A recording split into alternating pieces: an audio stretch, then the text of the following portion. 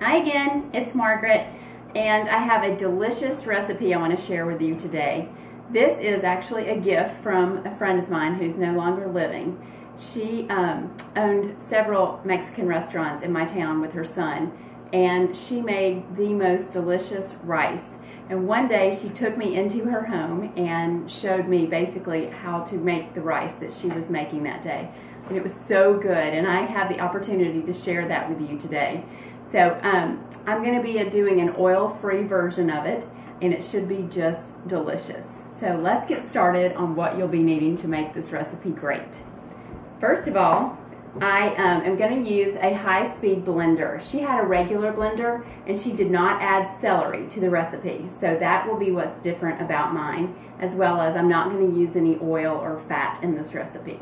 So what I am going to use is very interesting. In the blender, I am going to take 4 just medium or actually kind of small sized tomatoes and put those right in. If you have a high-speed blender or even a regular blender, you can totally blend up your tomatoes, but you won't be able to do the celery as well. But you could. I'm only adding that so that I don't have to add as much salt to the dish, because celery has a naturally salty flavor. I also have half of a medium to large sweet onion. Just going to roughly dice it, and believe it or not, I'm going to put it in the blender too. It will add great flavor, and what is so great about this recipe is literally the vegetables steam into the rice, and it just makes it so lovely. You're going to love it. So I'm going to take celery in there. Like I said, she did not originally have that in her dish, but it will add a layer of salt to the dish. So now I'm going to give it a toss. A high-speed blender is amazing what it can do. It's just so efficient in the way that it can just grind up anything. I swear I could cook my car keys if I wanted to. The pan is already slightly warm, and I'm going to add our tomato, onions, and our celery to that. I'm going to put it on medium to medium-high heat and let it kind of start coming up to a boil. To this, I'm going to add some pink Himalayan salt. Again, the pink Himalayan still has the nutrients in it. I'm a big fan of turmeric, as you probably know, and it gives it a beautiful golden color as well as a really rich flavor. I have 1 cup of water to my 4 tomatoes. Normally, when you're just making regular rice, you would use 2 amounts of liquid to 1 amount of rice. But because I am going to be, I've already put the liquid of the vegetables in there, and it did literally turn it into a liquid. So I'm going to let this come up to a boil. Then you may add garlic to it. You could add fresh garlic or garlic powder. That is optional. It's just totally up to your dietary preferences and your digestive system.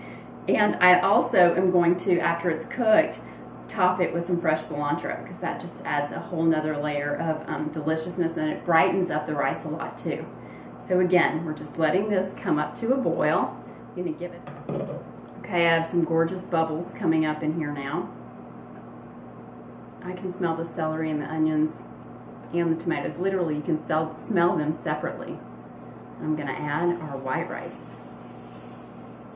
This is just typical, I think this was medium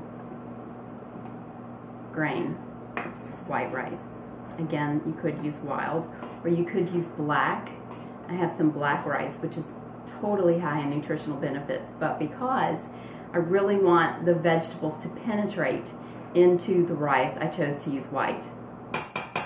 Okay, and then we're just going to watch it, and as soon as it comes back up to a boil, I'm going to cut it, which it is now. I'm going to go ahead and put the lid on it, cut it down to low, and we're going to let it cook about 20 minutes. Okay, this is about 10 minutes into the cooking process. I'm just checking to see if I need to add more liquid, but it looks delicious. It looks rich. Okay, we're back. I've let it cook about 20-25 minutes, and I did add 1 more full cup of water, but I did it gradually. I would just lift the lid, stir it a bit, and add a little more water, because you just have to kind of taste the rice, and then when it's tender, you know it's actually ready.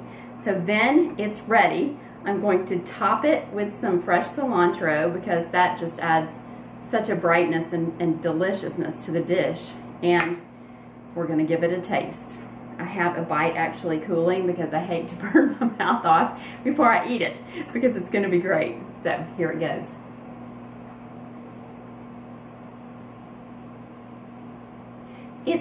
It tastes creamy and buttery and rich, and there's no butter, there's no oil, there's no fat, there's nothing but vegetables and rice, and it is delicious. We even used water as our other ingredient. I did add a little more pink Himalayan salt just to your flavor, so if you don't use salt, don't add it at all. But it's good. I hope you guys like it. The sweet woman Ava, who inspired this dish, is no longer with us, but she was just such an inspiration. I loved watching her cook. So thank you, Ava, and thank you guys for watching. I hope you like and enjoy this video, and please be sure and subscribe.